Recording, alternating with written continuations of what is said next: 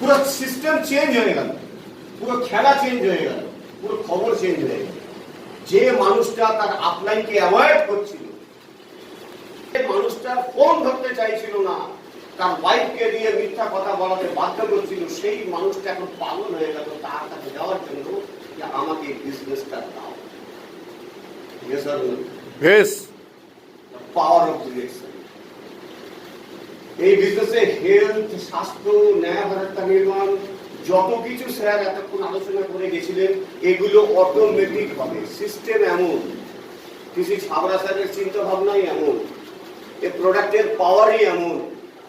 Thyroid, cholesterol, uric acid এগুলো কোনোটাই থাকবে না, কোনোটাই হবে না। যেগুলো হয়ে গেছে সেগুলো কন্ট্রোলে চলে যাবে। শুধু আপনি সিস্টেম ফলো করবেন। কলকাতায় গিয়ে মেট্রোতে ওঠার সময় এসকেলেটরে কজন উঠেছেন? এসকেলেটর চলমান সিঁড়ি বাংলায়।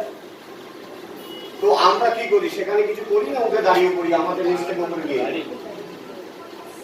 আজকে আমাদের এই কোটিপতি নয়, আনলিমিটেড ইনকামের জায়গা নয়, নতুন ভারত নির্মাণের পথিকের যে আমরা পথে উঠছি, সেই ট্রেনে আমরা প্রত্যেকে যদি উঠি, তাহলে ইতিহাস যখন তৈরি হবে যে ভারতবর্ষকে নতুন ভারতবর্ষ তৈরি করার পেছনে এই মানুষগুলো ছিল, তার মধ্যে আপনার নামটাও থাকবে।